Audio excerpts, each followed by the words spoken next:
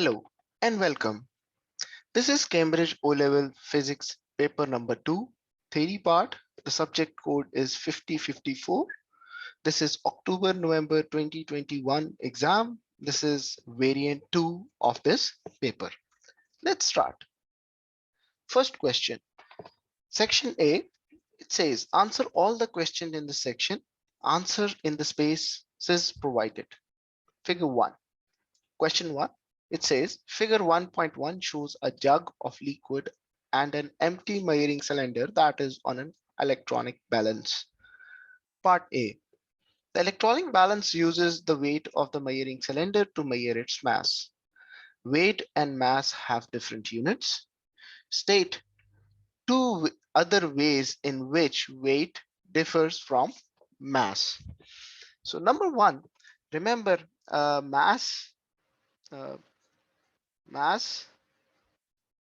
is a scalar quantity,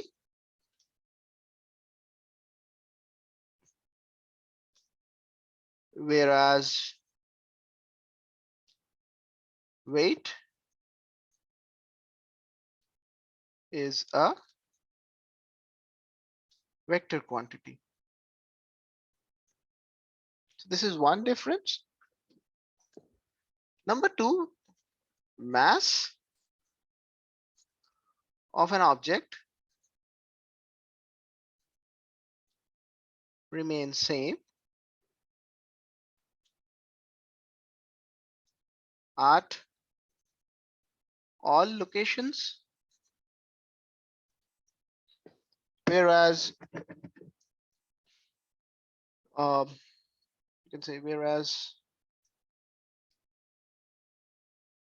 weight of an object is dependent on the value of acceleration due to gravity.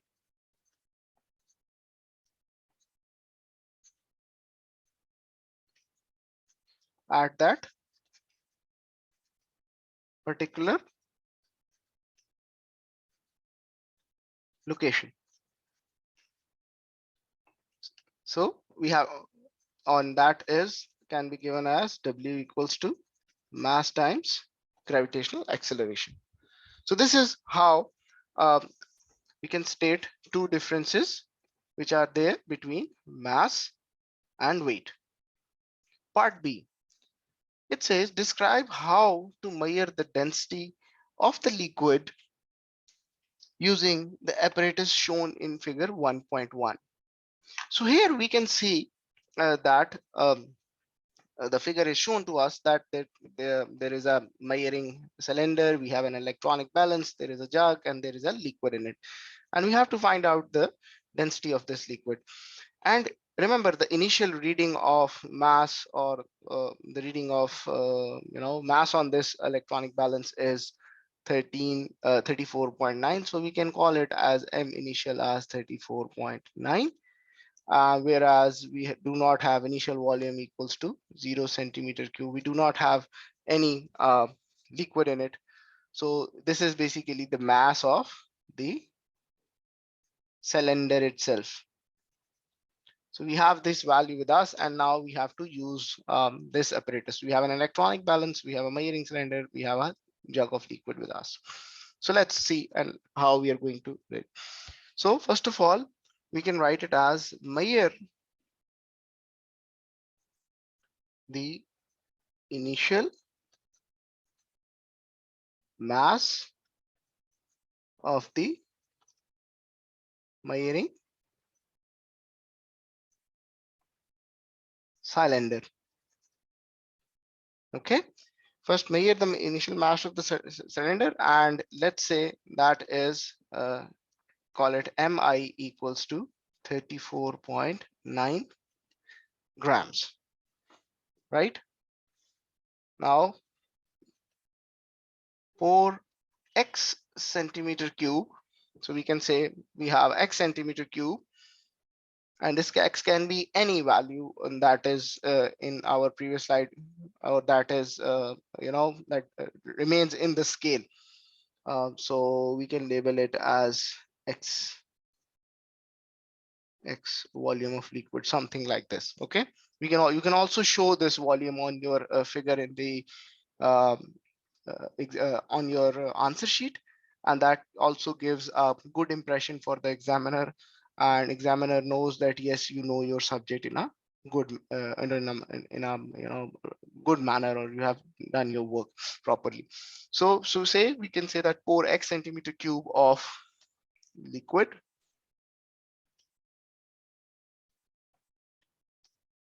in the cylinder, and measure the mass reading, and that reading can be uh, we can call it mf, and let's say this mf is we can call it as y grams. So this mf reading is now y grams. So now we know the volume of the liquid, and we know the uh, reading of the uh, uh, electronic balance, right? Now the mass of the liquid can be calculated as you can call it mass liquid, and that is mf minus mi. So mf minus mi, we can call it as y minus 34.9 grams. So this is my mass of the liquid, and then the density is mass per unit volume. So the density of liquid can be calculated as you can call it rho liquid equals to mass liquid divided by volume of liquid. So mass of liquid is y minus 34.9 grams divided by x centimeter cube. So the density will be grams per centimeter cube. So this, so the density of the liquid can be determined with the help of this formula, or in this manner, if we using this equipment that is given to us. Then part C, it says density of the liquid is 780 kilograms per meter cube. Determine the volume of 0.65 kg of the liquid. So remember, density equals to mass per unit volume. So mass is 0.65 kg. We have to find out the volume, and the density is equal to 780 kilogram per meter cube. So the volume can be easily calculated as 780 uh, sorry, can be this 0.65 divided by 780 meter cube, and this value comes out to be 8.333 into 10 to power minus 4 meter cube.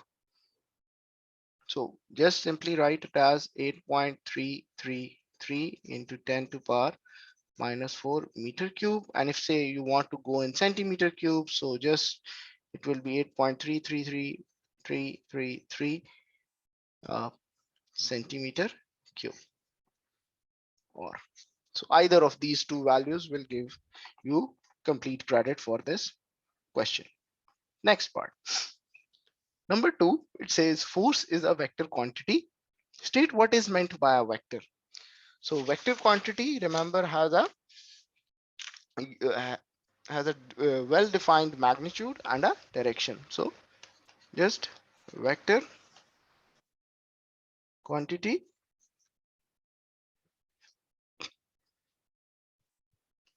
has a well-defined magnitude and direction. So any quantity that has a well-defined magnitude and a direction is called a vector quantity. Part B.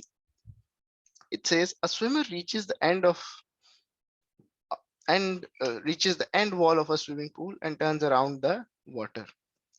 Figure 2.1 shows the swimmer immediately after turning around. So this is the figure. So the swimmer is basically pushing at this wall and then just turning around and moving in that direction.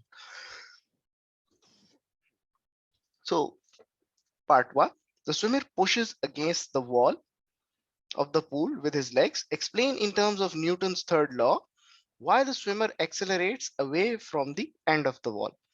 So when the swimmer comes here, swimmer pushes and exerts a force on the wall, and according to the Newton third law, the wall exerts a reaction force that is equal and opposite in direction to this force that the swimmer exerted on the wall, and as a result of this reaction force, the swimmer moves in the opposite direction. And since reaction is against a force, so it is a reaction force, and this becomes equal to mass times acceleration. So mass is the mass of swimmer, and the acceleration is in the direction of the reaction force. So we can call it AR, and that acceleration is in the opposite direction, and that is why we can say that the swimmer accelerates away from the end of the wall. So let's write it down. So you can say the swimmer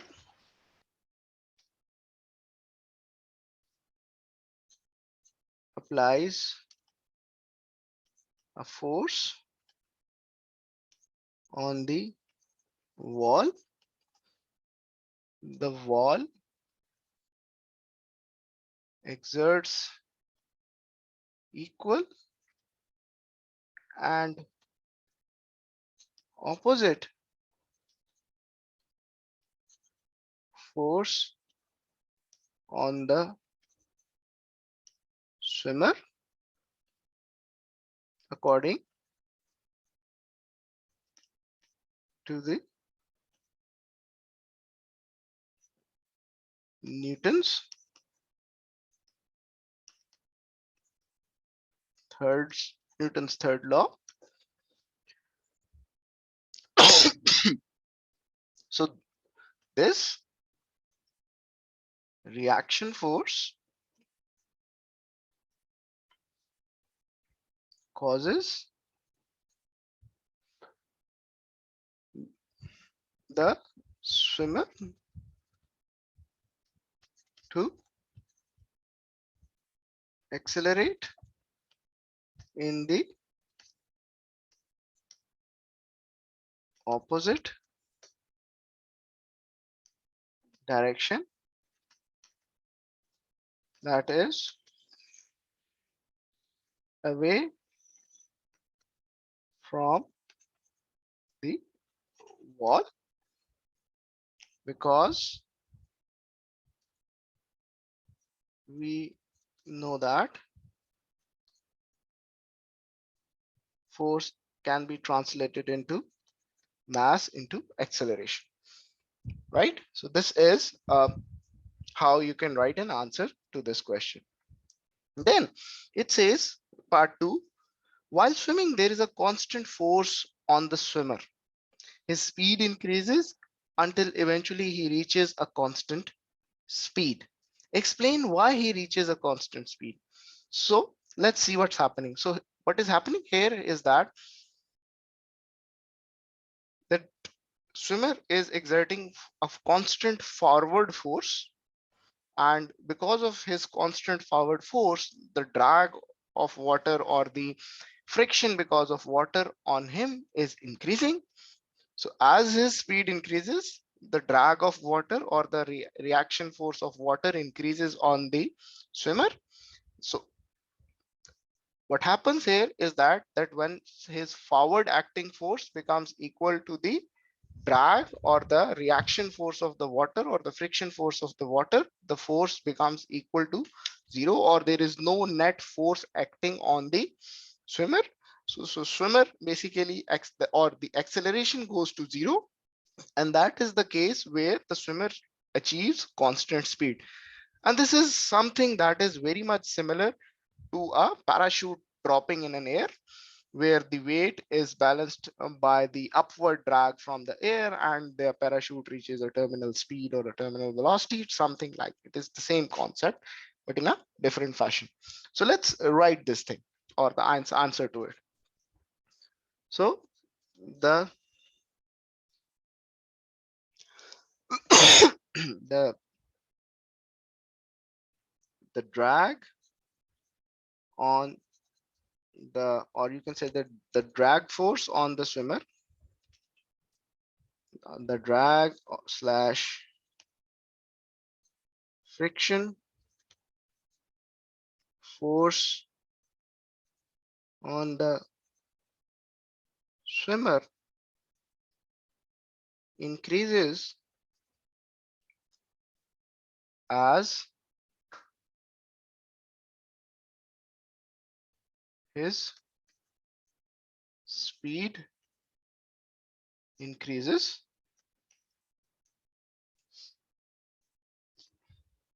The drag force becomes equal bracket and opposite to the forward force exerted by the swimmer, resulting in zero net force on the swimmer. This causes, oh, let me correct it. So this causes the acceleration to go to zero. Thus, the swimmer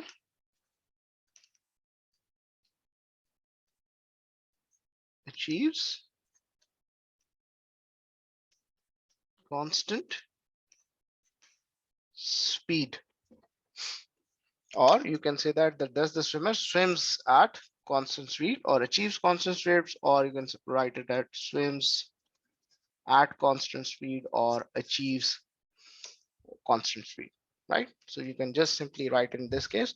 So remember, say if this is our swimmer and the swimmer is moving in this direction, forward acting force, so there is a reverse drag that is acting on the swimmer. So when resultant Fr becomes F minus Fd, and if this is zero, it means that F equals to ma equals to zero, since mass can't be zero. So acceleration is zero, and zero acceleration and still something is moving, it means that the object is moving at a constant speed. So this is what that is happening over here. So this is how you write this answer, or you can always use your own words to write this.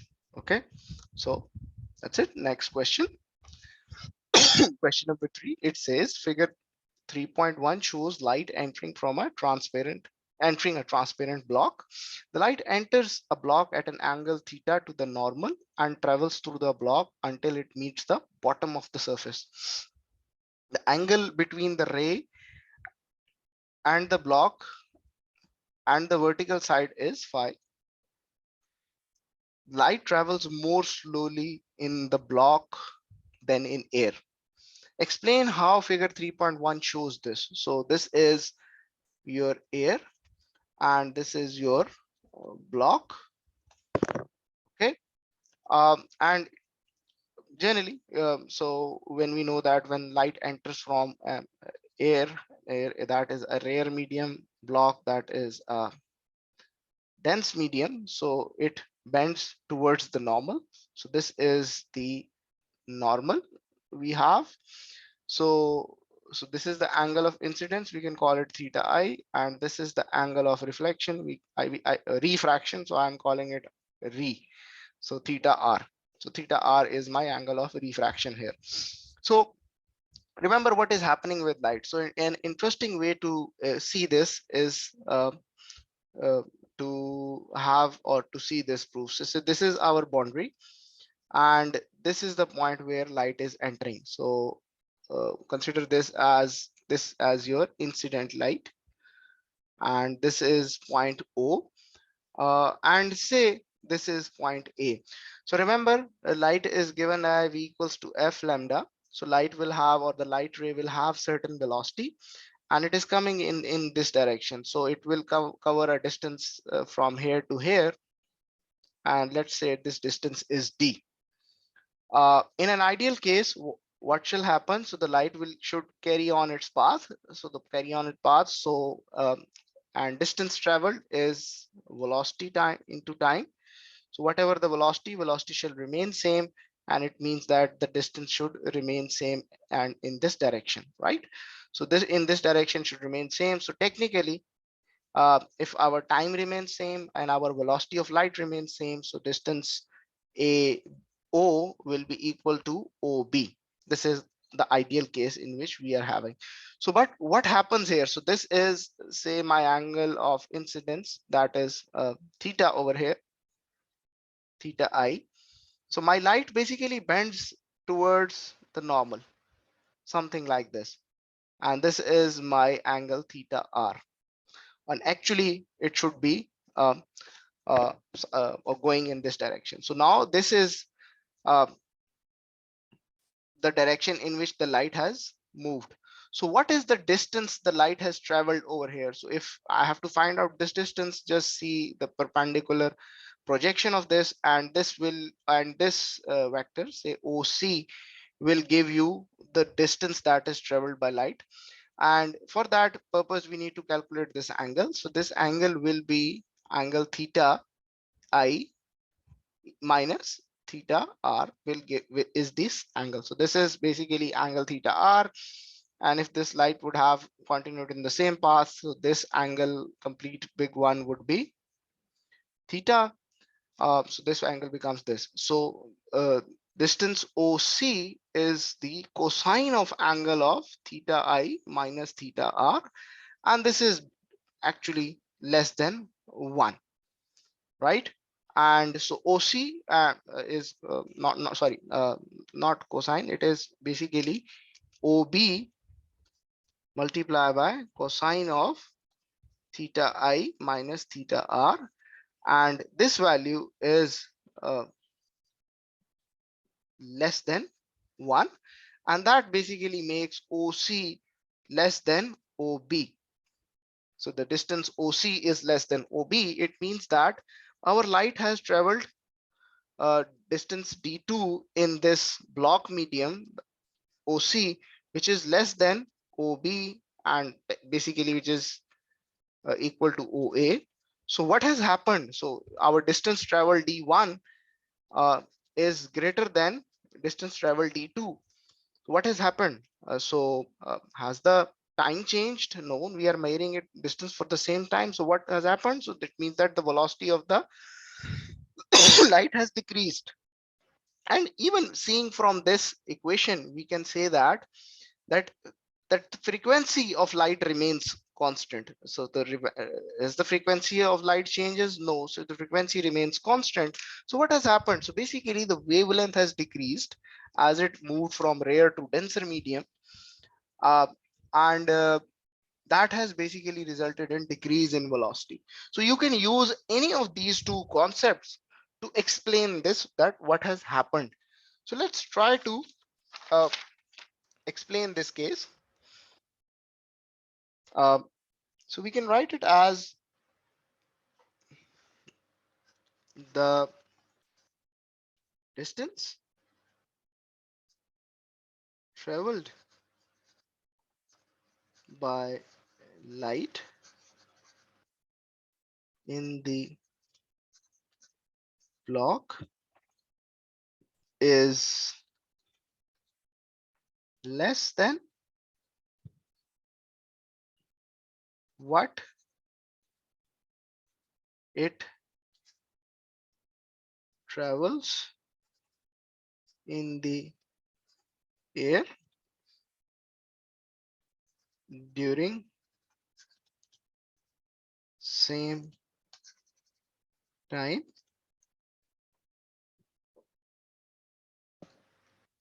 or we can say it, that is frequency remains constant. So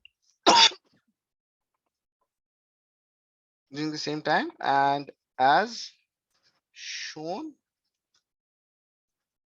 in the calculation, and what I'm talking about is this calculation and this whole figure. So you can always draw a figure like this and calculation. So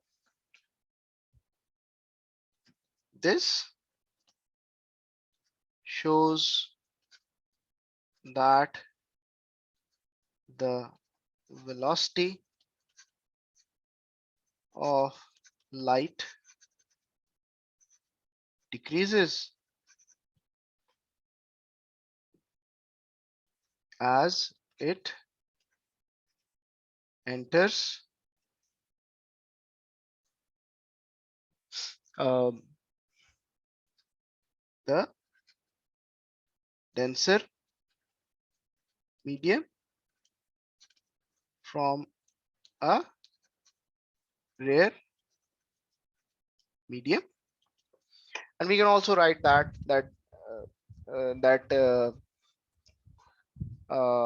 another way to write, I'm writing it here, uh, the frequency remains same, the lambda or wavelength decreases, thus velocity decreases, which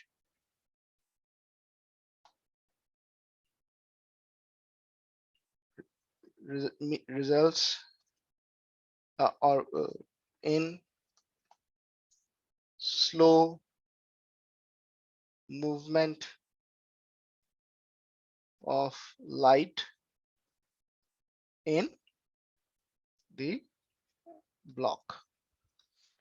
And also, since there is another way to write it, since the bending of light towards the normal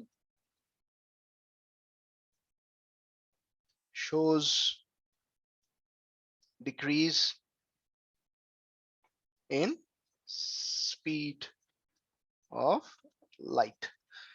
You can write all these things as well, but the best way for me uh, or for you to explain to examiner is, I think, this mathematical way, that if you are going to use this mathematical way, the examiner will be seriously impressed by you, that you actually knows what exactly is happening and you are, at the top of your concepts in this case. So moving ahead on this question, part 2, it says state what happens to the wavelength of light and what happens to the frequency of light as it enters the block. So this is what we have explained. I have explained earlier as well. So wavelength, it decreases, and frequency basically remains same, means constant, or you can call it as same, or you can also write does not change. I mean, it's up to you. Doesn't change. That's up to you. I mean, how you're going to write it. So then comes the refractive index of the material is 1.6. The angle theta is 45. Determine the angle phi. So remember in our previous diagram, so this is how it looked. So let me draw this. So this is our boundary. This is my normal. This is my light that is entering. This is my angle theta that is equal to 45 degree. This is block region. This is air region. Okay, and it is light is moving something like this. This is my angle of phi. So we have to calculate this. So first of all, we have to basically calculate this angle theta r. So we know that refraction sine of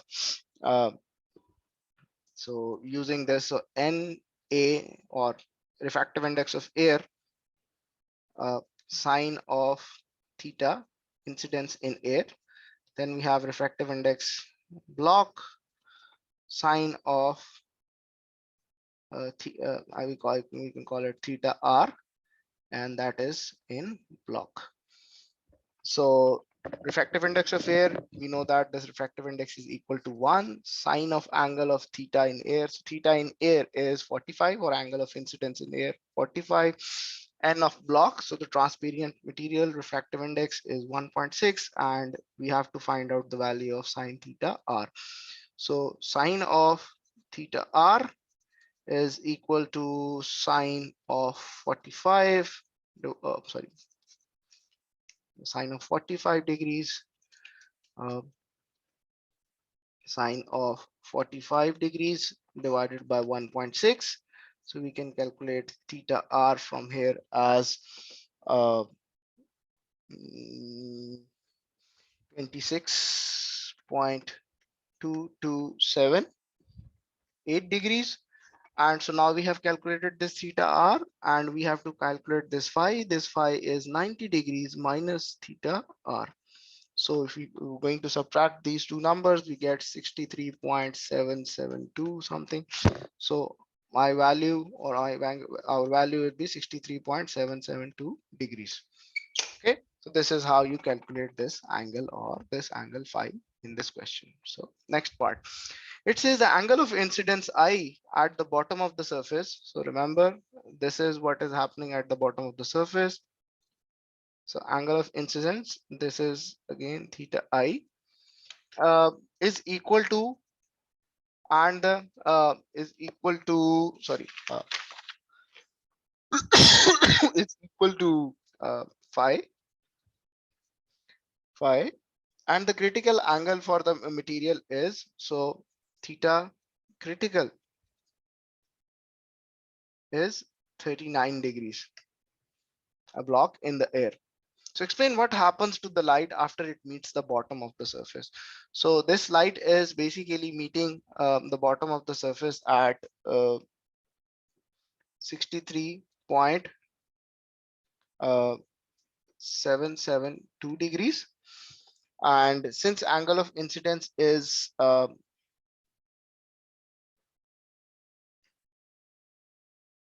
you can say that is greater than, so angle of incidence theta I is greater than theta critical, your light will be totally internally reflected. So basically, what will happen? So if I have to, so this is basically the block region. So if, and this n is 1.6, and this is angle of incidence, so technically there must be theta r for this, and this r is 1. Theta r, what would be the theta r in this case? So angle of, or this theta r uh, should be so, or for example, just calculate this theta r in this case, and that will make life much easier for you over here.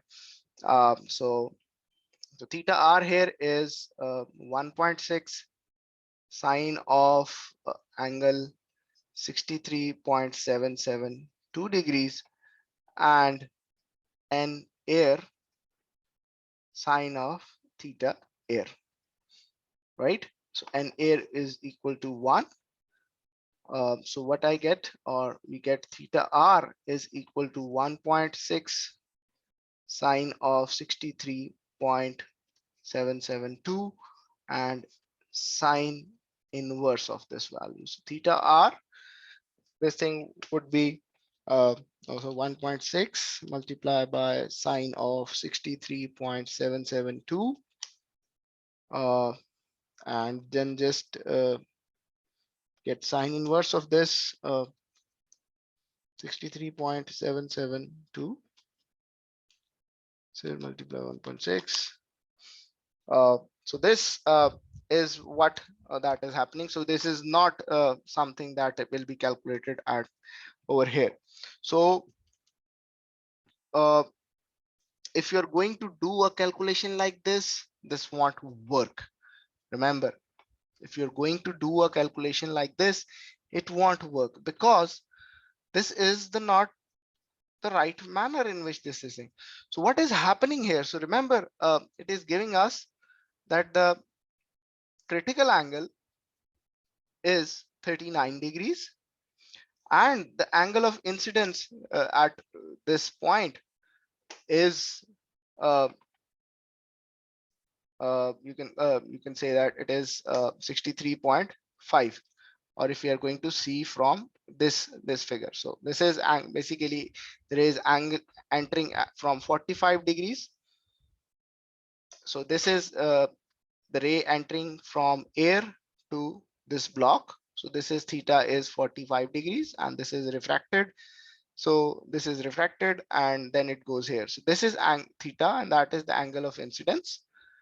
And this angle is greater than, so if angle of incidence is greater than your critical angle, your ray is totally internally reflected. So if you're going to apply the Snell's law like I have done here, you will get, you know, a math error or something like that on your calculator. So do not do something like this, right? So do not do something like this. So you just simply have to write that since the angle of incidence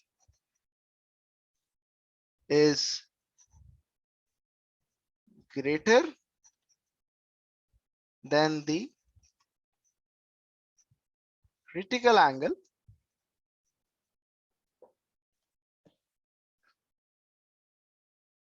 the light is totally internally reflected. So this is what will happen. And we can just have to write again. So what we are doing here, this happens in refraction, but there is no refraction again, since this is you can say not the right way, and since I mean this is you know, you're not I mean this will not give you results, and so because that is why the reason is that it's a totally internally reflected. So you can also say no refraction takes place,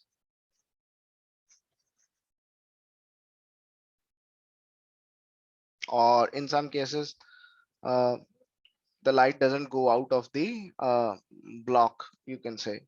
It also, it's the right answer. So since we have the angle of the critical angle is 39 degrees, and the critical angle is 39 degrees, and the angle of incidence is much greater uh, than this angle. So in that case, your light will be totally internally reflected. So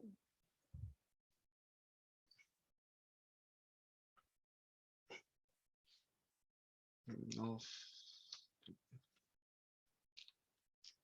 9.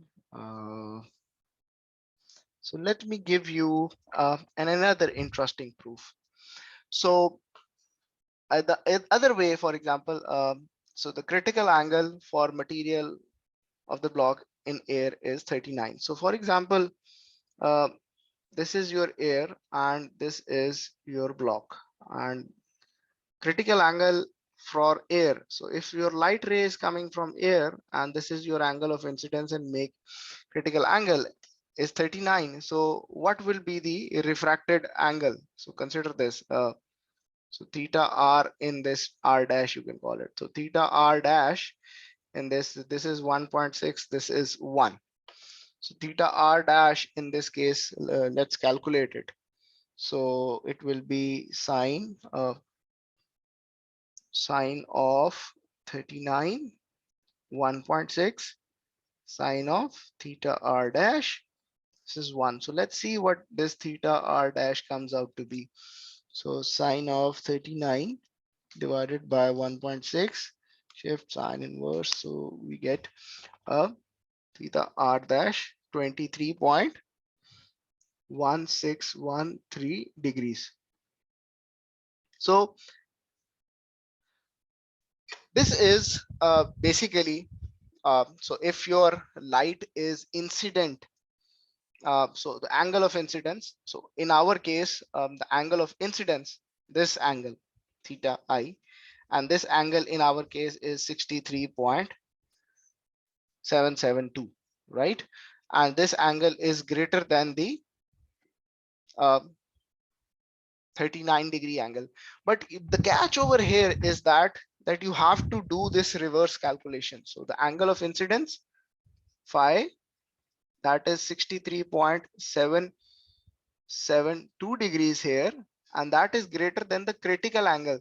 So remember, if we are talking about air, so the critical angle, so basically we are having, or we are, this is our incidence angle and this is our incidence angle. So the critical angle for over here is theta r dash, and that is 23.1613 degrees.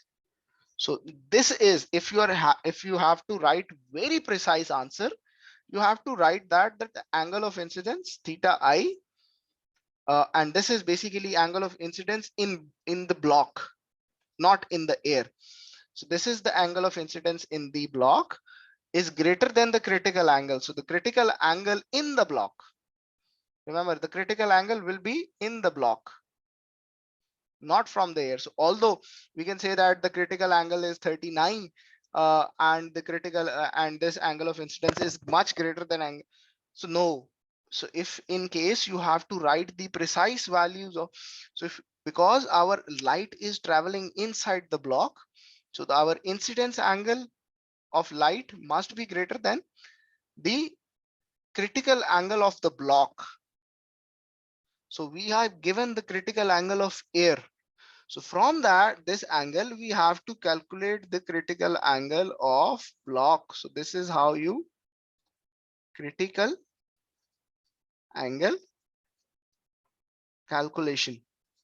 So this is how you do the critical angle calculation if you want to find out this value.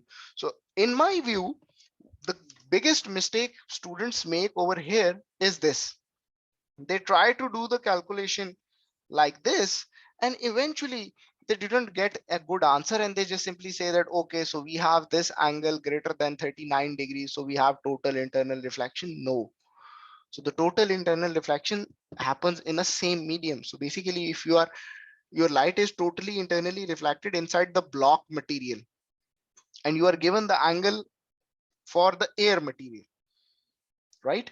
So this is how you're going to use the calculation to solve this. So this is how you basically calculate the theta critical for the block. So do not make this mistake, and this is a mistake that is made by many students. And if you have to get complete 2 points, yes, the angle of incidence is greater, and give the value of angle of incidence. So the angle of incidence theta I is 63.772, and it's greater than the critical angle theta r dash on theta r dash block, and that is how you're going to calculate it. Okay, so I hope that you do not make this mistake in your exams. So next question, next part. It says a washing machine is working normally with both water heater and the motor switched on. The washing machine is connected to the main supply by the cable. The current in the live wire is 13 amperes. Wow. State the size of current in the neutral wire of the cable. So interesting. So what will be the current in the neutral wire of the cable? So remember, say if we have this, I call this as washing machine M. So this is my supply. So this is my supply, this is my live wire, this is my neutral wire, and say this is my earth connection, or this is my earth connection. Generally, we can have both of these two together and earth. So the live and neutral makes one circuit. So whatever the current is in live wire, it will be in the neutral wire. So it will be 13 amperes. Then the earth wire in the cable. So earth wire is grounded. So we do not have any current that is flowing in the earth wire. So 0 amperes will be flowing in the earth wire. Next question. It says the insulation on the main cables is now damaged and the washing machine vibrates. The live wire touch the metal casing. Explain how the live earth wire and the fuse together prevent more damage. Okay.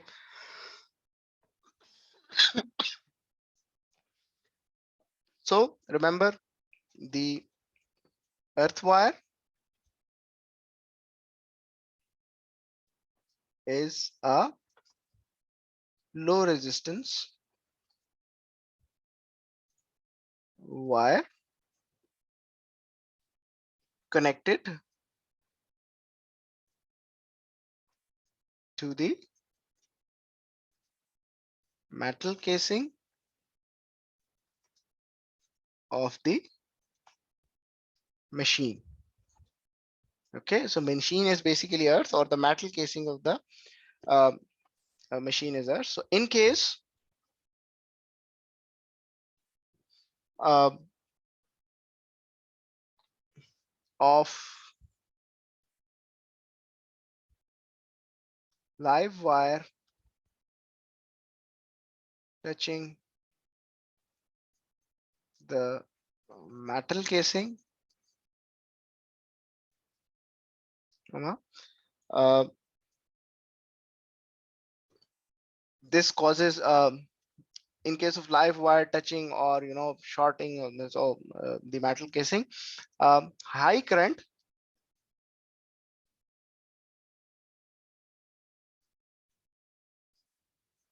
flows through the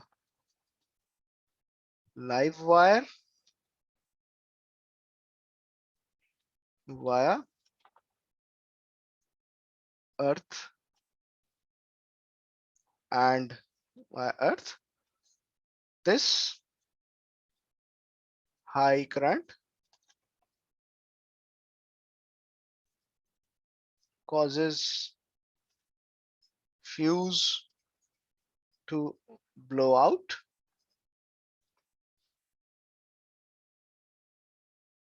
thereby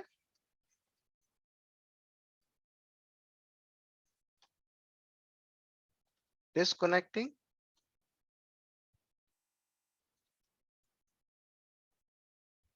the machine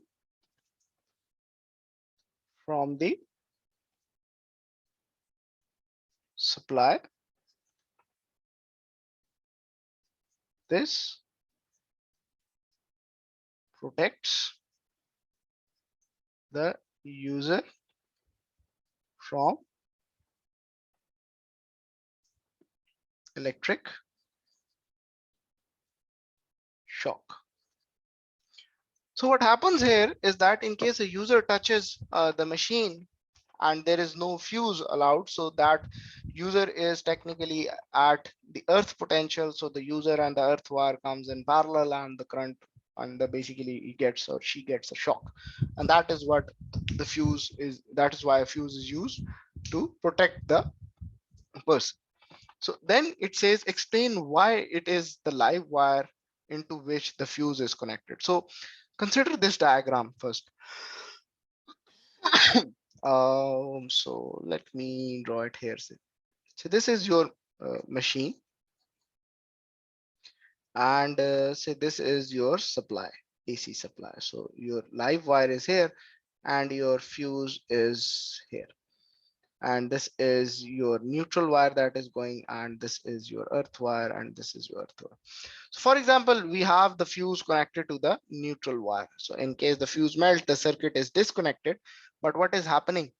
So the live wire will still be connected to the machine, and in case some person comes and touches the machine, so the live wire, metal case, person, and earth are on connected, and the path for current will be via earth to the supply, and that basically hurts the person, and they get a severe electrical shock irrespective of the fuse present in the neutral wire. So but if you are going to disconnect this live wire with the help of fuse, irrespective the neutral wire is connected, there will be no electrical live connection between the appliances or whatever, whether it's a motor or machine or anything else, uh, and the supply that is going. So that is why we have the fuse available in the live wire. So remember, in case of fault, the fuse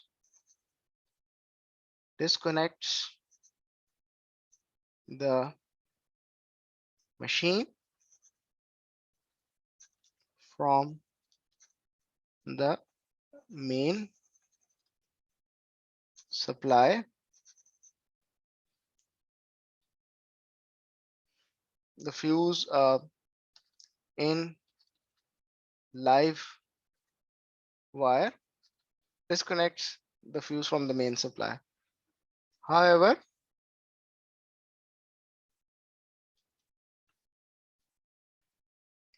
in case the fuse is in neutral wire, it disconnects the circuit, but do not disconnect the machine from the live supply, or from the supply main, or from the supply main. Thus, electrical shock risk remains for the user, right? So that is why we have to put the fuse in the live wire, because we have to disconnect the live wire from the machine. Uh, and in case we have put a fuse in the neutral wire, we may have be able to disconnect the circuit, but the machine or the utensil which is being supplied by the power is still in connection with the live wire. So if a person comes and touches that tool, it will be he or she will be at a serious electrical shock risk or a hazard over there. So this is how you put a fuse, and this is why a fuse is in the live wire of the connections. So next question. So question number five. Question number five is related to electronics. So you have to do either parts, or either one of these parts. So first part, it says figure 5.1 shows a circuit that contains a direct current DC power supply, a light dependent resistor LDR, and two resistors M and N, and two ammeters. The reading one on the ammeter is 1.6 milliamperes. Time taken by charge 7.2 coulombs to pass through the ammeter. We have to calculate this time. So remember, Q equals to IT. So we have charge equal to 7.2 coulombs, current is 1.6, and the time we have to calculate here. So time so this is 1.6 milli, sorry. So this is 1.6 milli. So 7.2 divided by 1.6 milli, this comes out to be something around 4,500 seconds, right? So the time is 4,500 seconds. Okay, so this is how you do it. Next part. Some time later, the brightness of the light incident on the LDR decreases. Explain what happens to the reading on the ammeter too. So remember, this is an our LDR. So LDR resistance, also resistance is directly proportional to 1 by light intensity. So if the resistance, so if the light intensity decreases, the resistance increases, or if the light intensity increases, the resistance decreases. But this, say, call it branch A, B, and I call this branch as C, D. So the branch A, B, and branch C, D are connected across same power supply. So VAB is equal to VCD. So whatever, so there is a current IAB that is flowing here. There is a current ICD that is flowing here. Okay, so let's see what happens. So reading on ammeter 2. So ammeter 2 reading, what is effect? So if this, so basically voltage across both of these branches are same because they are connected in parallel to this supply. So this is our V supply. So the current remains same. So explain why. So we can say reading remains same as the voltage across the branch CD remains the same. Thus, the current ICD remains the same. Okay.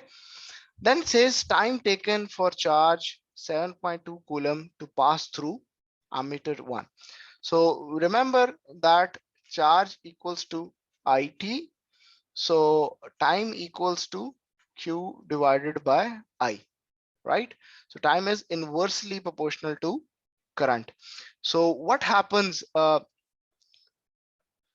in this case? So IAB has decreased. So the light, so what happens here? Sorry, brightness of incident light LDR decreases. So my brightness has decreased. So my brightness has decreased. It means that my IB has decreased. So it means that my total current, so IT, the total current that is passing through ammeter 1 will be less. So you can say that IAB decreases, resulting in decrease in IT IT flowing through ammeter 1, or so the current increase in current IT flowing through ammeter 1 as the current decreases, the time required increases, time required for charge to pass through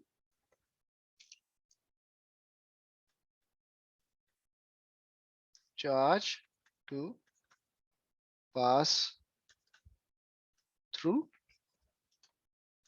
increases. Okay, this is how we can write. Or let me show you again. So IT is basically the sum of currents that is coming from here. So IT is basically sum of IAB plus ICD. So if my IAB has decreased because of light intensity changing or on the LDR, my IT will be, or my overall current through the ammeter or through the circuit will decrease. So if my overall current decreases, remember Q equals to IT. If my overall current decreases, Q remains constant, my overall time will basically increase in order to make the charge pass through this. So this is how you're going to write this answer. Next question part for this. So figure 5.2 shows a symbol for an electrical circuit component. State the name of the component shown. So remember, this is a bipolar junction transistor. Junction transistor, or you can call it a BJT or NPN transistor. So remember, this is the N terminal, this is the P terminal, this is the N terminal, or this is the BJT, or bipolar junction transistor, or an NPN transistor. Anything you write will be considered as fine or the right answer.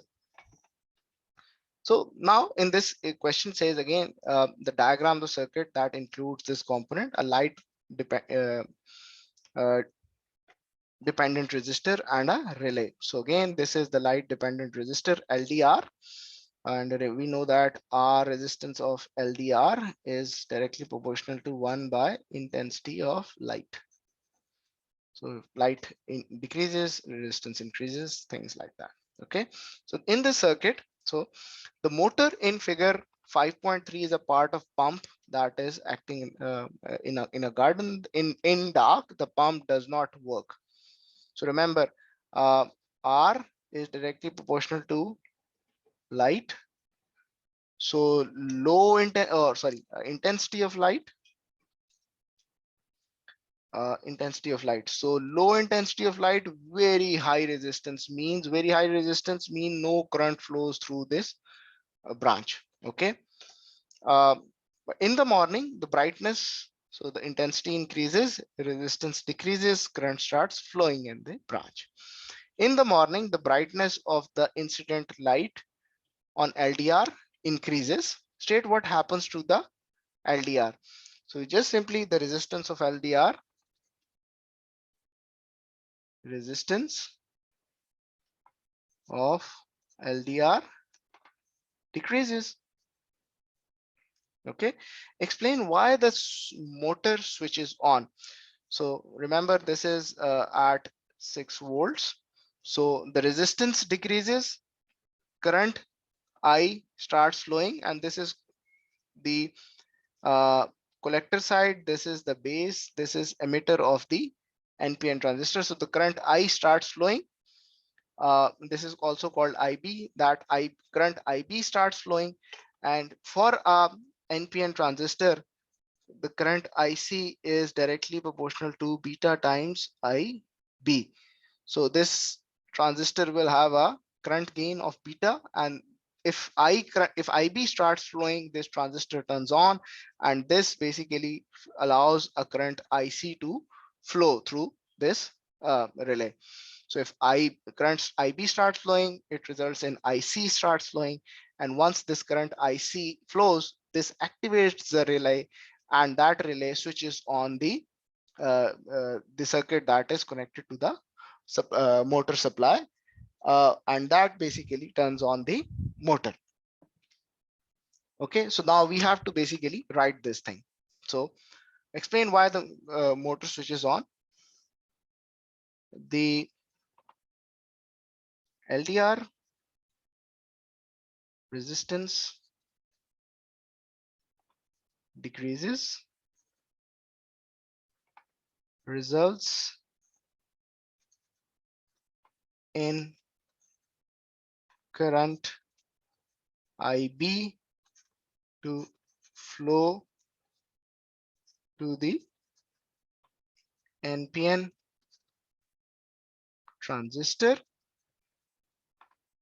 This causes a current IC that is equals to beta times IB to flow through the relay,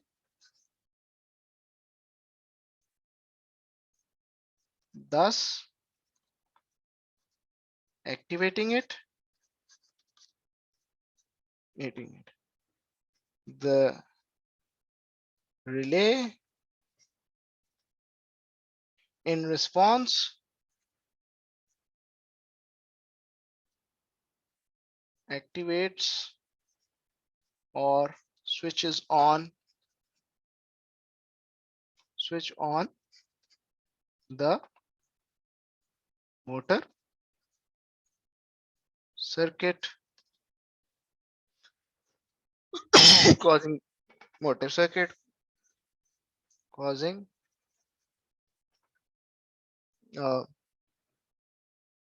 the pump to water the garden. Okay, so this is how everything has happened in this case, or what exactly what we have in this situation. Okay, so this is how you write this answer. So remember, resistance decreases. The resistance decreases allows a current IB to flow, and once IB starts flowing, IB is translated to IC, or the collective current for a transistor. Remember, this is a property of an NPN transistor. So this is a property of NPN transistor. So this is not a rocket science, just a formula. That is how a transistor works. So I see a collector current flows, and that collector current actually turns on the relay, and that relay actually activates the pump circuit or the motor circuit that pumps water through the garden. Okay. Next question, question number 6. An isotope X is radioactive and it decays by alpha emission to stable isotope. So for example, X, it decays alpha 42 to say a stable isotope. We can call it as Y. State how the nucleus of X changes when it emits alpha particles. So remember, it is emitting alpha particles. So one is we can say number of protons decreases. The protons decrease by 2.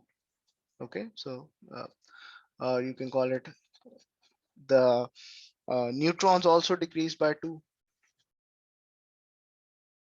Neutrons decrease by 2, and you can also call it as the overall nucleon number, that is sum of protons and neutrons, that decreases by 4. So the nucleon number decreases by 4. Okay, so this is how it happens. And it says that there is a radiation detected in the lab. where there is no isotope radioactive samples, the detector is switched on and shows an average count of 22 counts per minute. State why the radiation detector shows a count. So this is background radiation, uh, and can be caused by cosmic microwaves, cosmic microwave radiations. I mean, there can be other sources as well. So since there are no radioactive samples or sources around, so the only reason that comes out to be that it's a background cosmic radiation that is available in the surrounding.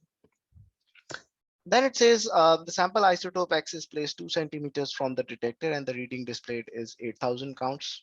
The sample is moved to a distance of 10 centimeters from the detector. The reading returns back to explain why the reading turns to the original value.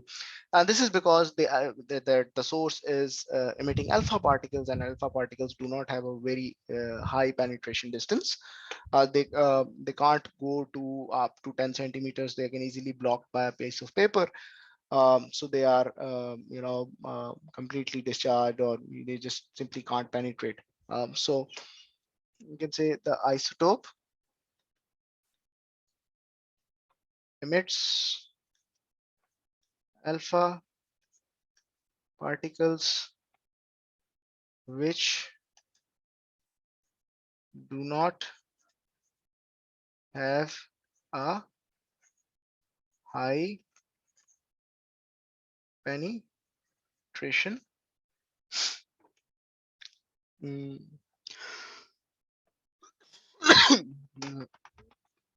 in the air. The air absorbs these particles uh,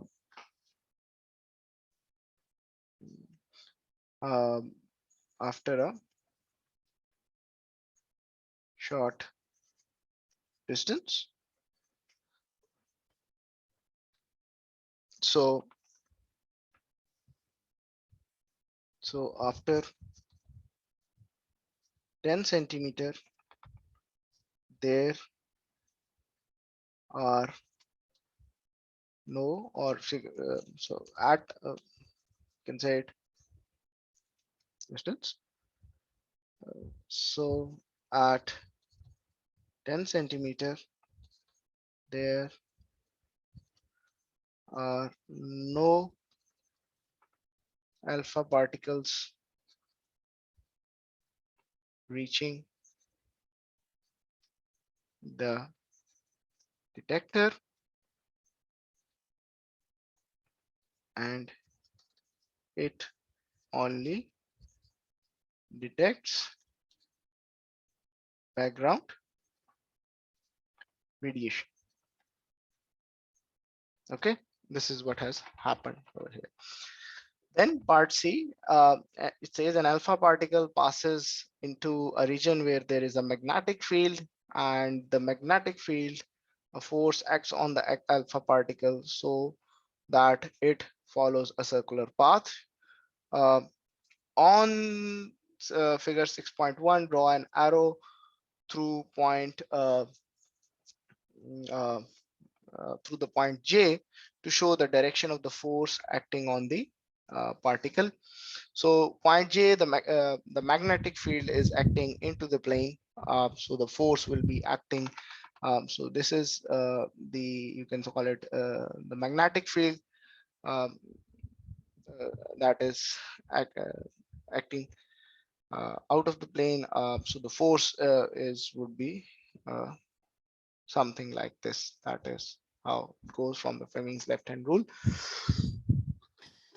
So this is how you can, uh, draw the direction of the force.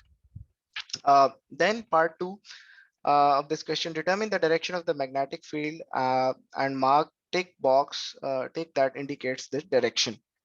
Okay.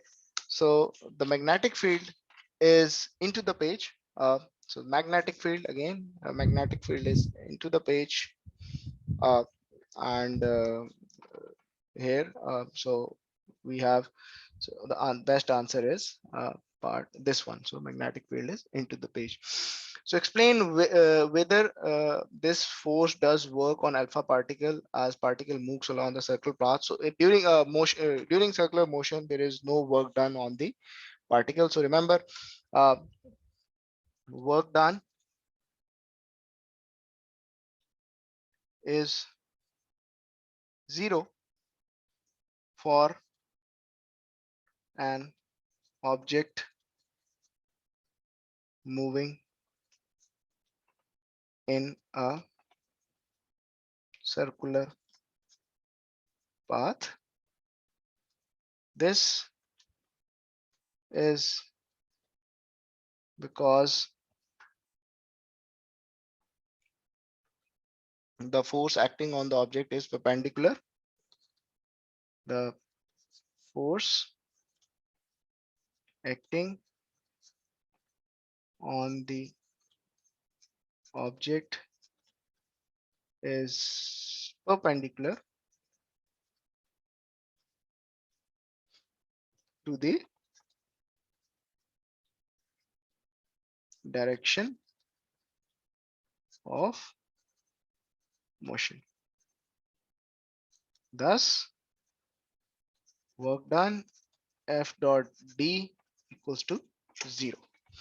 So basically, if we have a box and we have to find out the work done, and work done is basically the uh, distance moved by the object in the direction of force.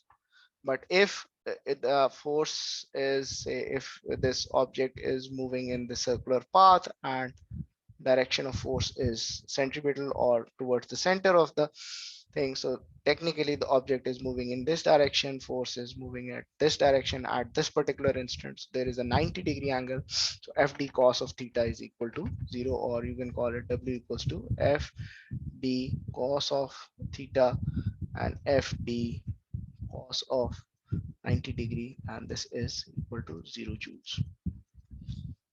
This is how you can write this answer. Okay, so next part, question section B. Section B, where we have to answer 2 questions, but I do not have that luxury with me, so I'll be answering all the questions for you. So question first, we'll start with question number 7. It says a hydraulic press is used at a recycling center to compress the waste material. Figure 7.1 is a side view of the press. Uh, it says a force to the left is exerted on the piston. So this is piston 1. So force F is exerted over here. Oil is pushed along the pipe and piston 2 moves downwards. Piston 2 piston 2 also compresses the waste. Part A, oil is a liquid. Yes, state a liquid property that makes it suitable for the hydraulic system. So one property, I mean, the liquids are incompressible. Number 2, takes the shape of the container. So easy. So they, I mean, in a hydraulic press, you can easily, pour liquid and they can just simply conforms to the shape of the container. So these are 2 important properties that that can be used for a hydraulic system. Next question, next part. Explain in terms of molecules why a liquid has this property. So for example, here we have to explain this property. So we take the property of incompressibility.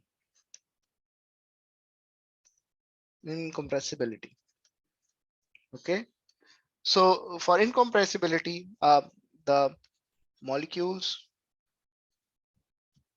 are closely packed with strong intermolecular forces And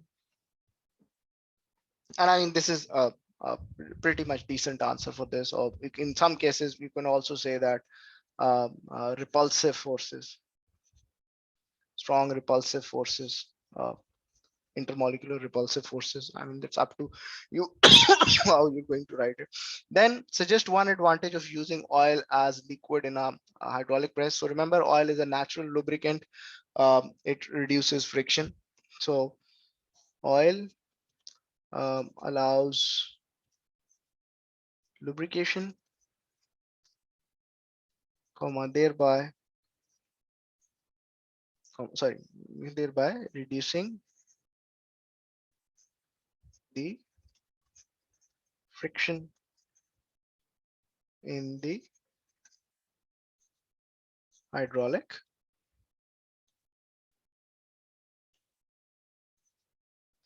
press. Okay.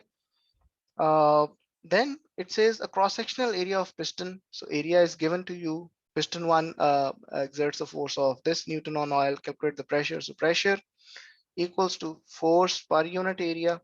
So force is 4500 Newton divided by 0.018 is the area. So pressure, if you're going to calculate the value of pressure, comes out to be 250 kilopascals. So you can also write 250,000 pascals or 250 kilopascals. Okay. Then part two, the pressure of the atmosphere is this. Calculate the total pressure uh, of the oil on the pipe. So total pressure will be uh, um, this pressure, so 25000 plus atmospheric pressure 1.0 into 10 to power 5 pascals. So this answer comes out to be 350,000 pascals. So total pressure is 350,000 pascals or 350 kilopascals. Remember, units are very much important. Whenever you're writing the answer, do not forget to write down the units. Then part three, the area of piston two that is in contact with oil is 1.4. So area is 1.4 meters square. Initially, the upper surface of the piston two is level with point P. Calculate the force exerted by the piston due to pressure calculated in C2. So remember, the pressure calculated in C2 is, so our value of pressure is 350 kilopascals. So our force will be equal to pressure multiplied by the area. So 350 K multiplied by 1.4. So the answer comes out to be 490 kilonewtons. So 4900 newtons or 490 kilonewtons. So this is the answer for this case. Okay. Next part. It says part D, part one. Piston one moves along the pipe. Number one, the pressure of oil on in the pipe at point P remains constant. Piston two moves downwards. And the pressure of the oil on the upper surface of piston 2 increases. So let's see in picture what happens here. So piston 2 moves downwards. So it moves downwards, say it comes over here uh, at a new position. Piston 1 moves here, point P pressure remains same. And then it says the pressure of oil on the upper surface of P2 increases. Okay, so remember, um, if it moves downwards, so there will be more oil that will be present over the surface, and that more oil will be, the weight of the oil acting downward, that's causing an extra force. Or in case if you have to find out a pressure, and that pressure in our vertical column, this is our vertical column, It's just rho gh. If we have this pistons move down, so the basically the length of the vertical column has increased over which the oil is there, so that column will be exerting this pressure, extra pressure, or vertical column, or the pressure rho gh, that is extra on it. So either the weight of the oil also increases, that also cause, and that is basically proportional to the weight is basically the force per unit area that will result in pressure that is equal to this. So these are this is what is happening. So again, it says explain why the pressure on the upper surface of the two increases. So just write these 2 points. uh, uh, as the piston 2 moves down, uh, the height of the vertical column increases. This causes pressure, i.e.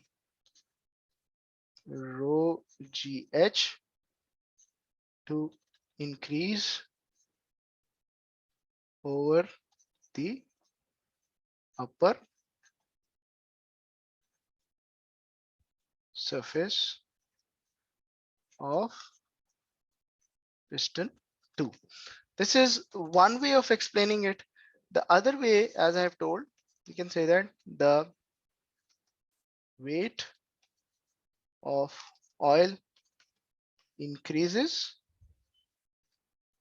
over the upper surface, resulting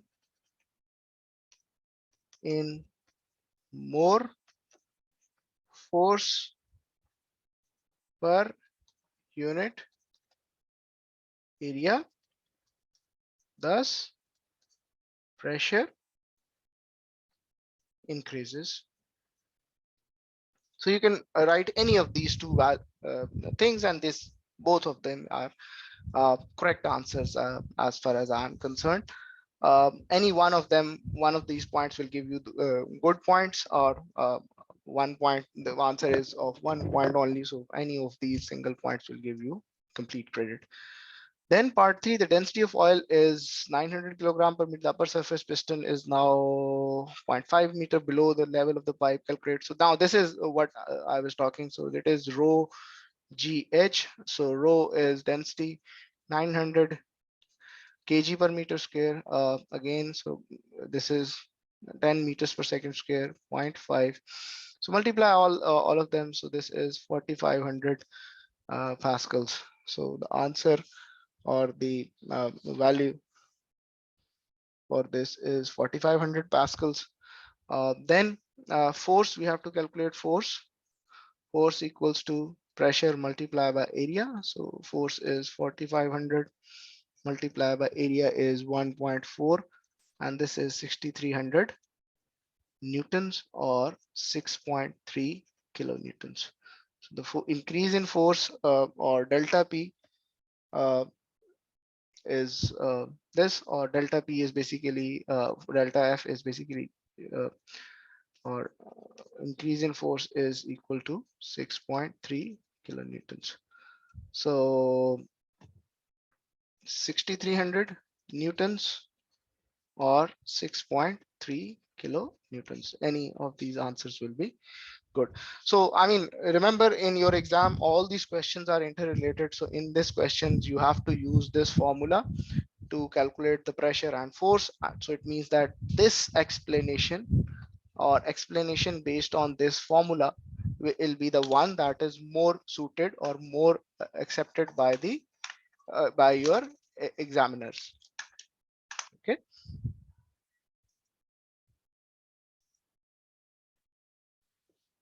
Okay. So this is how we do this question. So next part. It says there is air trapped or part E, that there is air trapped in plastic bags that contains the waste. The temperature of the air in the bags remain constant. Explain in terms of molecules why the pressure of the trapped air increases as it is compressed. So remember, P1 V1 over T1 equals to P2 V2 over T2. So since temperature remains constant, so we have PV P1 V1 equals to P2 V2 equals to constant. So why the pressure of the trapped air increases as it is compressed? So when we compress, our volume basically decreases. So as our volume decreases, we have to make this PV constant. So our pressure basically increases. And since once our pressure increases, what happens is that, or so our pressure increases, and in terms of molecules, we can express it like that once we compress a material or anything, uh, the molecules comes close together, the vibrations become more, or this compression increases the you can say average kinetic energy of the molecules, and the molecule starts striking more with the walls of the container. The more the walls more the molecules strike the walls of the container, more will be the force exerted on the walls of the container. Thus force per unit area increases, and that increases the overall uh, pressure. Okay, so now let's write this down. uh, so at constant pressure, at constant temperature, compression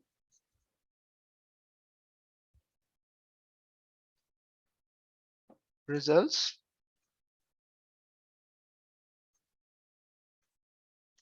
in decrease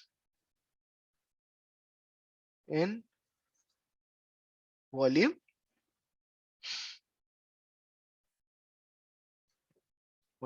and space for the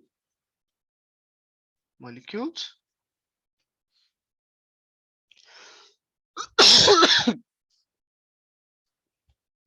The average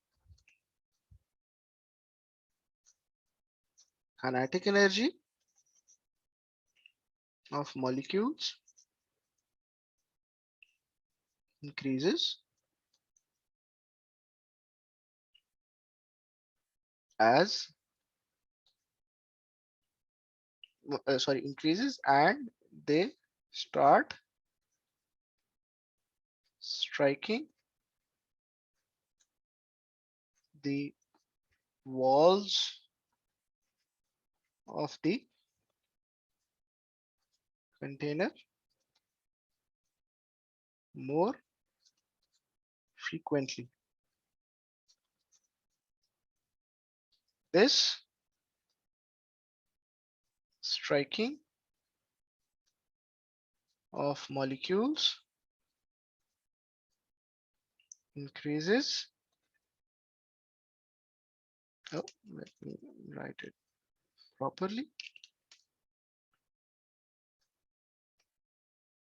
increases force acting per unit area of the container, thus causing increase in pressure. Okay, so this is how you write this. So at constant temperature, compression results in decrease in volume and space for the molecules. The average kinetic energy of the molecules increases as they start striking the walls of the container more frequently. This striking of molecules increase force acting per unit area of the container, thus causing increase in pressure.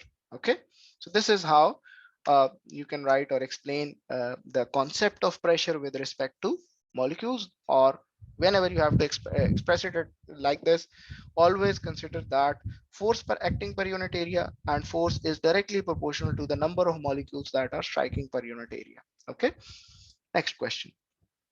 Question 8, it says that the turning effect of a force is measured by its moment. Figure 8.1 shows force acting on an object at point P. The object is free to rotate about its axis at about an axis at X that is perpendicular to the page. Write down an expression for the moment of F about the axis. Draw on figure 8.1 to show what is meant by the terms you have used in your expression. So a moment would be something like this. So we draw a perpendicular distance, and from that distance, we have to measure the uh, write down the moment this, and so D. So D is basically perpendicular distance,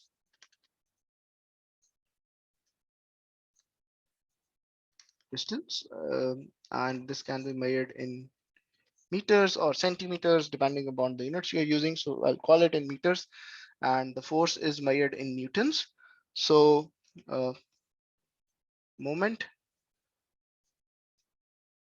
about X is can be written as force multiplied by D, and this moment, the units for this force are Newton meters. Okay. Oh, sorry, this unit for this moment are is Newton meters, and that is the expression of moment of F X about uh, so moment of force F about the axis at X. Okay. Next part, state the principle of moment. So remember, the principle of moments states that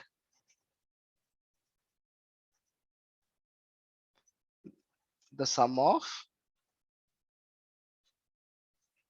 clockwise moments is equal to the sum of anti-clockwise moments uh, about a pivot um, out a pivot for any object in equilibrium. Okay, for any object in equilibrium, the sum of clockwise moment is equal to sum of anti-clockwise, oh sorry, sum of clockwise moments. So that can be more than one, more than moments about a pivot for any object in equilibrium. Then it says describe an experiment to verify the principle of moments. Include the diagram to help the description. So let's say we suspend a meter rule. So this is a meter rule from its midpoint. So with the help of a thread, this is a meter rule. So thread, and at a certain distance, we call it as x1. We attach a mass or weight, you can call it. Um, let's say we call it W1, weight W1, and at x2, distance x2, on the other side of it, we suspend a weight uh, W2. And now basically what we have to do is that we have to move these weights or change the positions x and x1 and x2 such that the meter rule balances at this location. So this, and in that case, what we have this as anti-clockwise moment and this as clockwise moment about this point P. So this is pivot point W1 and W2 are weights or blocks of mass, you can call it, an x1, x2. So number one, how we are going to write it, you can just simply write it as suspend meter rule from its midpoint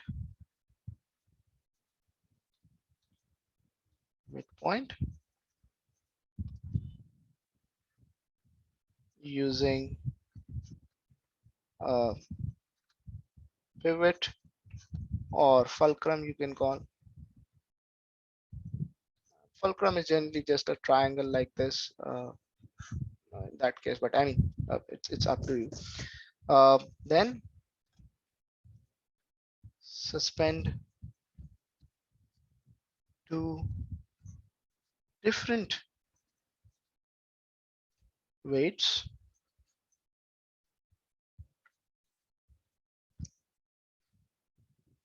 W1 and W2 on each side of the pivot point. I mean, on the left and right side of the pivot point. Uh, this causes the meter rule to tilt. Then have to adjust the lengths x1 and x2 of the weights such that the meter rule is balanced. Then the principle of moments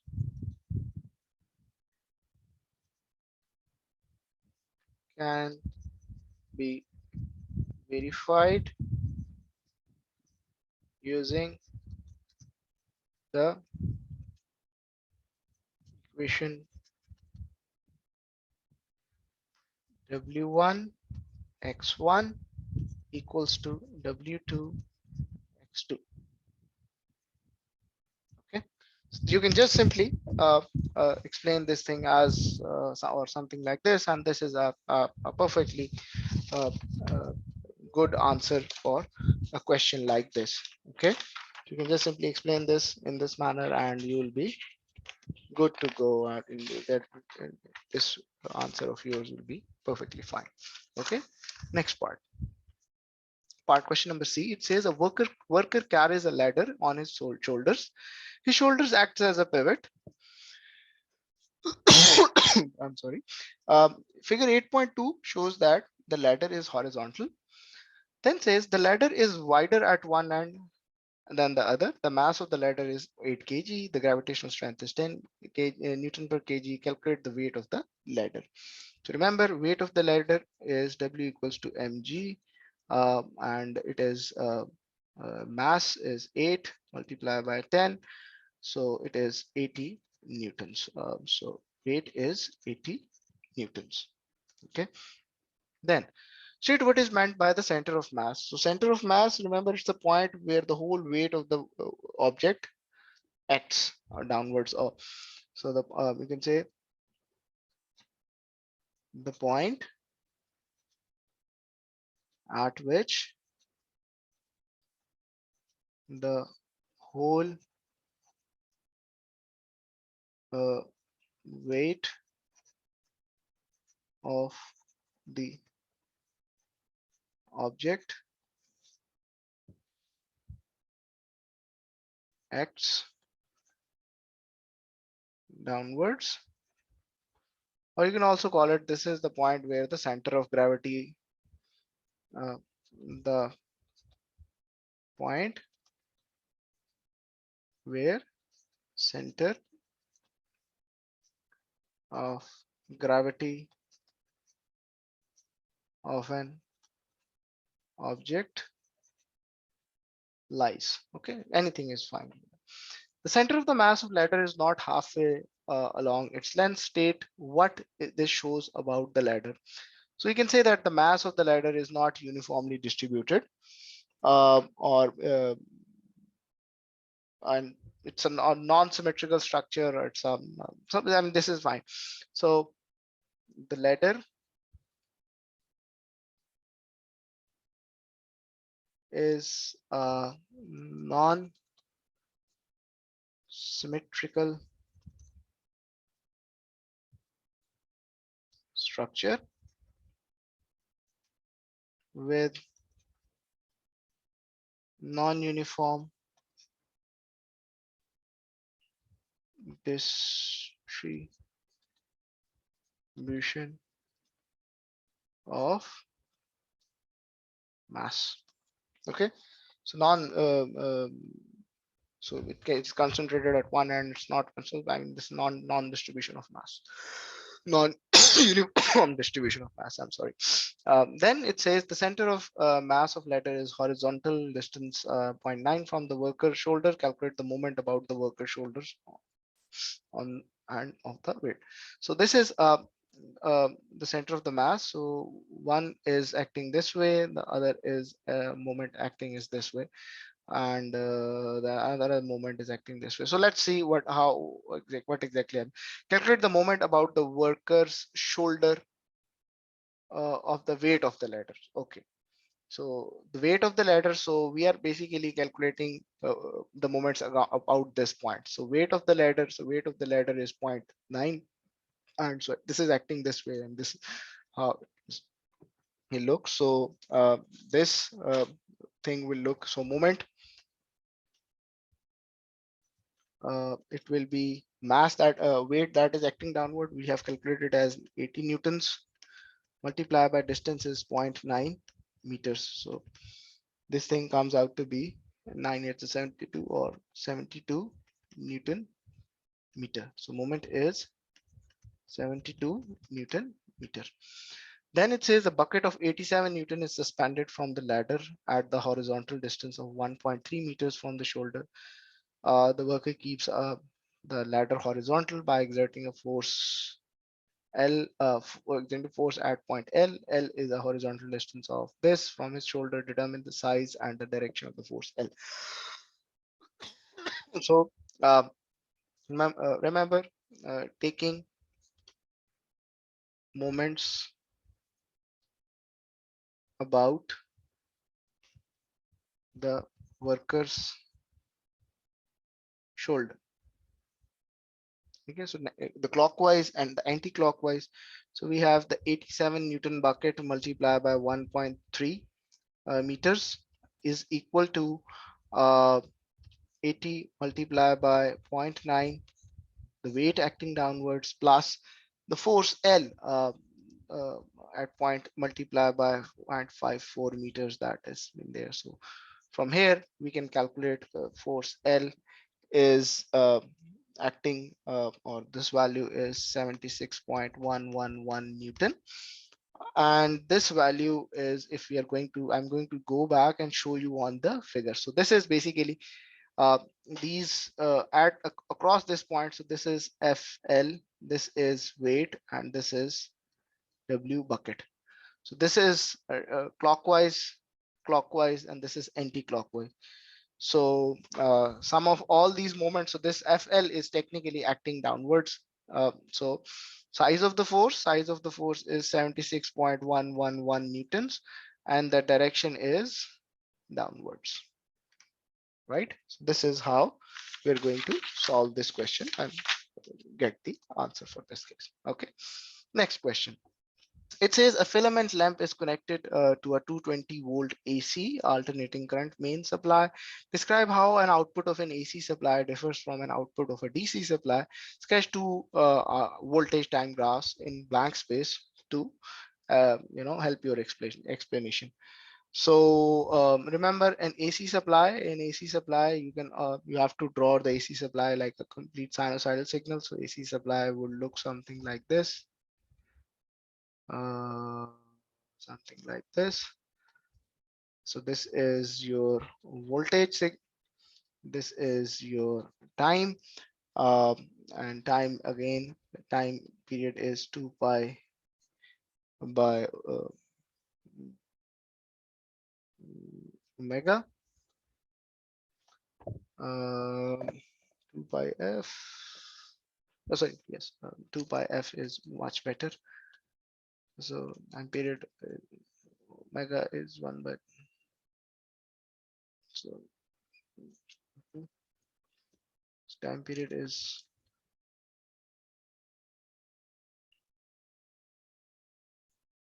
2 pi by omega.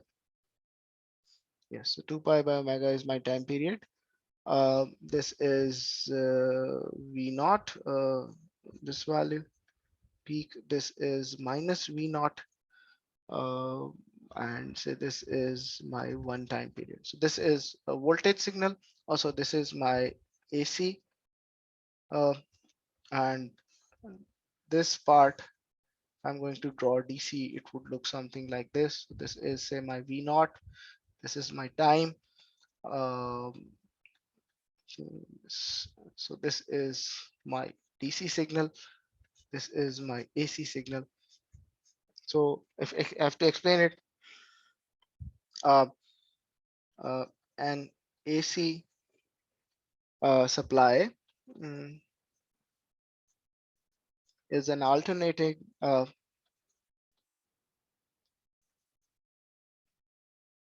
is an alternating uh, supply whose value alternates between uh, whose value uh, alternates between two uh, levels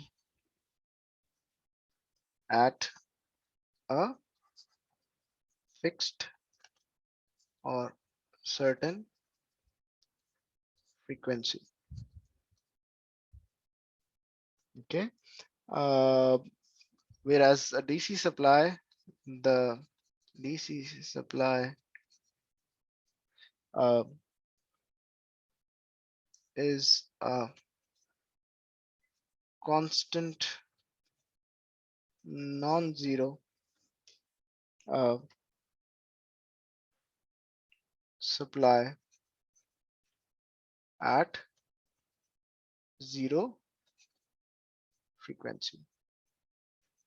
So a DC supply is a constant non-zero supply at a at zero frequency. There is no frequency that is associated with a DC. Okay. Then part B, it says a lamp is rated. So power is given to us. So power is 60 watts, designed to be used at 240 volt. Voltage is given to us. Calculate the current. So remember, P power equals to VI, 60 watts, 240 volts. So I is 60 divided by 240. So the current is 0.25 amperes. So current is 0.25 amperes. Okay. Next part, calculate the resistance of the lamp. So remember, we have calculated voltage, and so resistance equals to V by I. So voltage is 240, current is 0.25. So my resistance comes out to be 960 ohms. Or the other way, remember power equals to V square by R. So power is, so we can write as, so resistance equals to 240 square divided by 60. and this comes out to be 960 ohms. So both will give you same answer. Okay. So this is how you calculate this value. Okay. Then it says a room is lit by 5 of these filaments connected in parallel. State 2 advantages of connecting lamps in parallel rather than series. So one lamp is, you can say each can be operated individually, and that is an advantage of having them in parallel. If in series, you can, if you're going to, switch off one, the whole circuit will switch off. Uh, Similarly, it can be operated individually. Each can be replaced or repaired individually without switching off the whole circuit. Again, this thing individually without switching off the whole circuit. This is 2, let's say 3. We can say uh, intensity also remains same. Intensity remains same uh, across, sorry, for each lamp, because the voltage remains same. uh, at a rated voltage. So intensity, the lamp intensity remains the same, because the voltage remains same across these lamps. Or we can also say that the voltage remains same across each filament, and that allows each to draw rated current. Or you can say the voltage remains same across each lamp, allowing them to operate at rated power levels. Okay, so point 3, point 4 more or less are the same, but I mean, you can always write things like that. Next part, it says that a the 5 lamps in, previous part are lit for an average of 5.5 hours a day for a year. Electricity cost are $0.15 per kilowatt hour. Calculate the cost of using these lamps for a year. Okay, so first of all, calculate kilowatt hours. Okay, so we have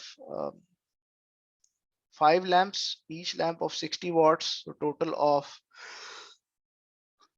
300 watts, multiply by each day. So oh no, sorry, how many hours a day? So we have 5.5 hours per day. So this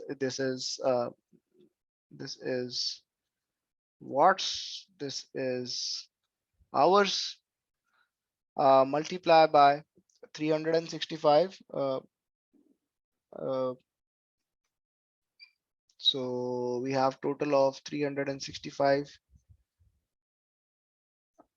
here, and this gives us watt hours per year, and we have to now find kilowatt hours, so we have to divide it by 1000. So this comes out to be something as 5 into 60 into 5.5 into 365 divided by 1000. So this is my kilowatt hours per year. And cost of electricity, so I will multiply it by $1.5 per kilowatt hour. So if I multiply it by this, so this will give me my overall dollar. So the cost of will be $90.337 or $3,375. Okay, so this will be the overall cost if I'm going to calculate from here. So total cost, it will be $90.3375. So this will be the total cost of operating these lamps for a year. Then it says a student takes the lamp B in school and connects it to a circuit using 1.5 volt cell, an ammeter and a voltmeter, the circuit used to determine the resistance of the lamp. In the space, in the blank space, draw the circuit diagram of the circuit used. So circuit diagram, remember this is 1.5 meter cell. So this is my lamp. This is my filament. Then there is an ammeter that is connected in series, and the student has connected a voltmeter across this. This is plus minus 1.5 volts, and that is remember DC. This is a cell that is connected over here, and it is going to determine the resistance of the lamp. So the idea for the student is to measure the resistance, volt by I, or the reading from voltmeter, and by reading by ammeter, right? And this is what it is trying to measure. Okay, so the value of the resistance of the filament in the circuit differs greatly from the value that is calculated in part B2. We have calculated the resistance to be 960 watts ohms. So state how the resistance value of this circuit differs and explain why it differs. Uh, so the best answer is that there are multiple reasons. First, I mean, I will write all the things over here. So we have the filament is rated at 60 watts for 240 volts AC. Okay, the student is measuring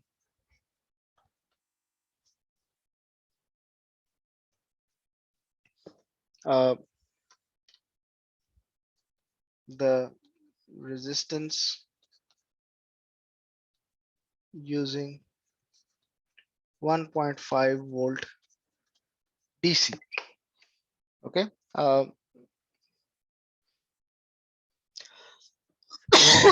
DC. So what happens? So this results in say 40 ampere uh,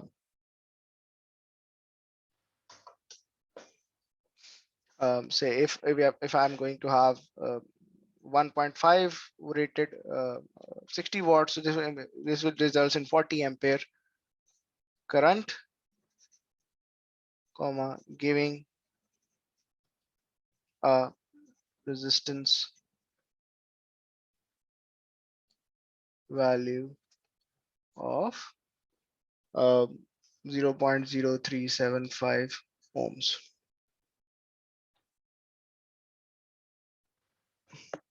instead of 960 ohms calculated earlier. Now, what may be the reason for it? So basically, the student is trying to make measure the. There are two resistances: the AC resistance and the DC resistance. First of all, the student is uh, not using the rated voltage levels, and that is why the resistance is different. Number one. Number two, there is a difference between AC and DC resistances. Number three, if we are not using the again, the resistance of filament is also temperature dependent. Uh, 1.5 volt DC may not uh, uh, operate the filament at rated temperature, resulting in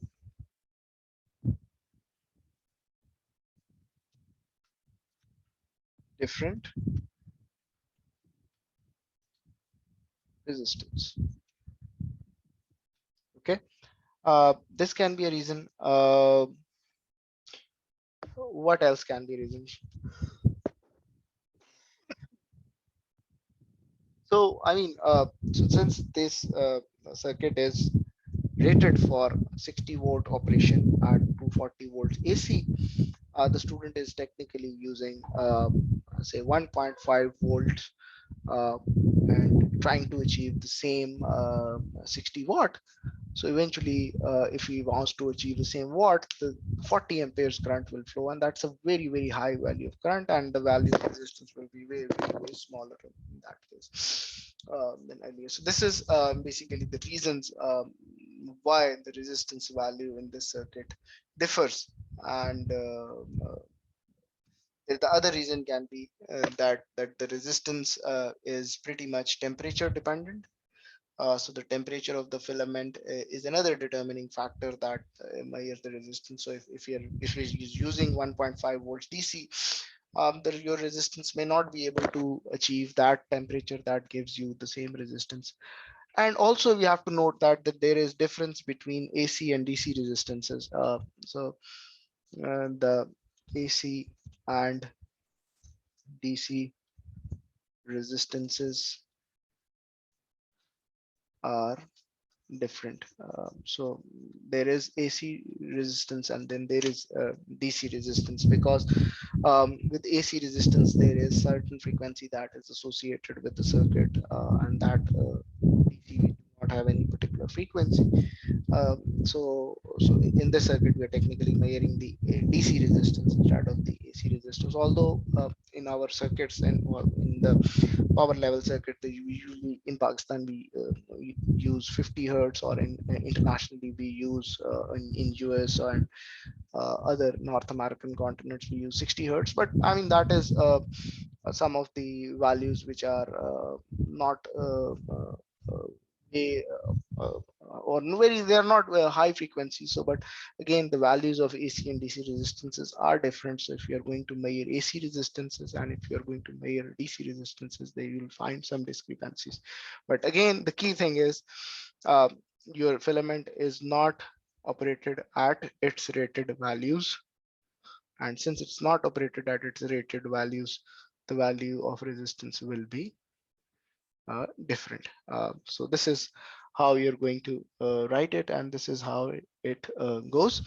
So here, this is the last question for this exam, and I hope you have you know enjoyed till now, and let me know in the comment section whether you have any questions or if you want to ask anything else. And I wish you all the best for your upcoming exams and all your future endeavors. Thank you for listening. Take care. Bye bye.